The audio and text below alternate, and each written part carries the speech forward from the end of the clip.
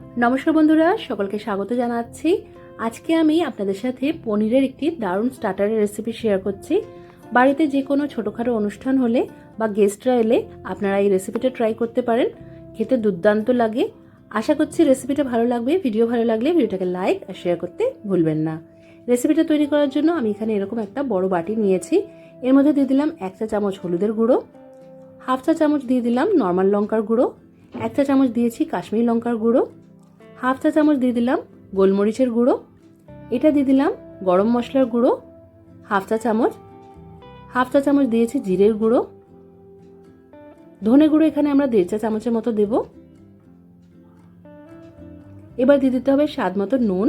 আমি এখানে 1.5 চা চামচের মতো নুন দিয়েছি। আপনারা টেস্টটা একটু ব্যালেন্স করতে চাইলে এর মধ্যে অল্প একটু চিনিও দিয়ে দিতে পারেন।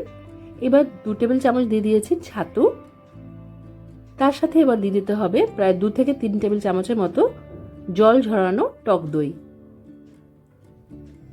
ওপর থেকে দিয়ে দিলাম কাসুরি মেথি।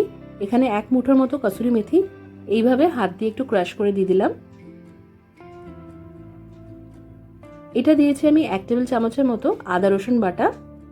এবার দিয়ে দিলাম প্রায় 1.5 টেবিল চামচের মতো সর্ষের তেল।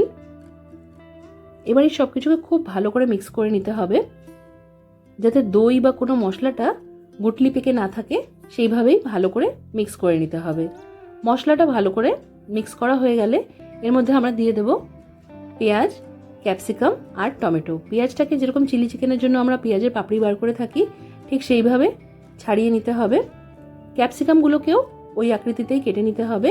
আর টমেটোর থেকে মাঝখানের যে দানাগুলো থাকে সেগুলো বাদ দিয়ে টমেটোটাকেও এইভাবেই কেটে নিতে হবে। সবকটা যাতে একই আকৃতির হয় সেইভাবেই এগুলোকে কেটে নিতে হবে। তারপর এই মশলার উপর থেকে আমি দিয়ে দিয়েছি পনিরের টুকরো। পনিরের টুকরোগুলোকে একটু বড় করে কেটে নিতে হবে। এবার এই সব মশলা পনির আর সব সবজির গায়ে ভালো করে মাখিয়ে নিতে হবে। চামচ দিয়ে মাখাতে অসুবিধা হচ্ছিল, তাই আমি হাতের ব্যবহার করছি। হাত দিয়ে আলতো আলতো করে ভালো করে মশলা মাখিয়ে নিয়ে এটা আমরা আধ ঘন্টার মতো রেস্টে রাখবো। এখন এটা আমি আধ ঘন্টা পর এবার যে আমরা টিক্কা বানাই, টিক্কার জন্য যে স্টিক পাওয়া যায় বা শিক পাওয়া গেলে শিক থাকলে তার মধ্যে এগুলোকে গেঁথে নিতে হবে। আমি যেহেতু ওভেনের ব্যবহার করছি না, আমি তাওয়ার মধ্যেই এগুলোকে সেঁকে নেব, তাই আমি স্টিকেরই ব্যবহার করছি। এই স্টিকের মধ্যে ক্যাপসিকাম, পেঁয়াজ 2-3টে করে গেঁথে নিয়ে তারপর পনিরের কিউবস নিতে হবে। পনিরের কিউবসগুলোকেও গেঁথে নিতে হবে। আর এক একটা করে সবজি দিতে হবে যেরকম আপনারা পছন্দ করেন। এখানে যেহেতু কাঠির সাইজটা একটু বড় আছে, তাই আমি এর মধ্যে 2টো করে পনিরের কিউব দিয়েছি আর বাদবাকি এই পেঁয়াজ, ক্যাপসিকাম আর টমেটো গেঁথে নিয়েছি।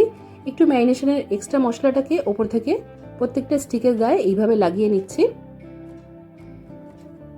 আমি কয়েকটা ছোট স্টিকের মধ্যেও পনির ভালো করে গেঁথে নিয়েছি। এবার এগুলোকে আমরা একটু ফ্রাই করে নেব। তার জন্য একটা তাওয়ার মধ্যে আমি প্রায় 2 টেবিল চামচের মতো সাদা তেল ভালো করে গরম করে নিলাম। এবার আঁচটা মাঝারি করে রেখে এই স্টিকের মধ্যে যে আমরা পনিরগুলো সেট করেছি সেই সমেতই এইভাবে ভালো করে বসিয়ে নিতে হবে। তারপর আঁচটা মাঝারি রেখে 2-3 মিনিট অপেক্ষা করে উল্টে পাল্টে চারিদিক দিয়ে ভালো করে এটাকে সেঁকে নিতে হবে। এখানে দেখতেই পাচ্ছেন আমি কয়েকটা ছোট স্টিকের মধ্যে একটা করে পনিরের কিউব আর একটু সবজি দিয়ে সেগুলোকেও সেট করে নিয়েছি। এখন আমি 2-3 মিনিট অপেক্ষা করে এইভাবে একটু উল্টে পাল্টে এইগুলোকে চারিদিক দিয়ে সেঁকে নিচ্ছি। বাড়িতে এই ধরনের স্টার্টার তৈরি করলে সেগুলো অনেকটা পরিমাণে তৈরি করা যায় আর খেতেও বেশ অন্যরকম হয়। তেলের চিন্তা থাকে না বা খুব বেশি যে ক্ষতিকর কিছু কালার দেওয়া হবে সেটারও মাথায় থাকে না। তাই এই ধরনের খাবার আপনারা ঘরে তৈরি করে খুব ভালোভাবেই এনজয় করতে পারেন। তো এখন আমি উল্টে পাল্টে এগুলোকে চারিদিক দিয়ে ভালো করে সেঁকে নিচ্ছি। যখন এগুলো চারিদিক দিয়ে ভালো করে সেঁকা হয়ে যাবে তখন আমরা এগুলোকে গ্যাস বার্নার অন করে আরেকটু 1 মিনিট সময় ধরে সেঁকে নেব। এতে করে এর মধ্যে একটা স্মোকি ফ্লেভার আসবে। এখন এই স্মোকি ফ্লেভারটা আনার জন্যই এই দুদিকে স্টিকটা ধরে আমি একটু গ্যাসটা অন করে নিয়ে আঁচটা বাড়িয়ে একটু এইভাবে সেঁকে নিচ্ছি। বেশিক্ষণ সময় আমাদের এগুলো করার দরকার নেই, 1 মিনিটের মতো এগুলোকে ঘুরিয়ে ঘুরিয়ে সেঁকে নিলেই হবে। এইভাবে এগুলো তৈরি করে নিয়ে এগুলো যে কোনো ধরনের সবুজ চাটনি বা দইয়ের সাথে যে চাটনিটা তৈরি করা হয় সেগুলোর সাথে সার্ভ করা যেতে পারে। আজকের এই পনির টিক্কার রেসিপি অবশ্যই ট্রাই করবেন, কমেন্ট করে জানাতে ভুলবেন না যে কেমন লাগলো। আজকের মতো এখানেই শেষ করলাম। সবাই খুব ভালো থাকবেন আর সবাইকে খুব ভালো রাখবেন। ধন্যবাদ।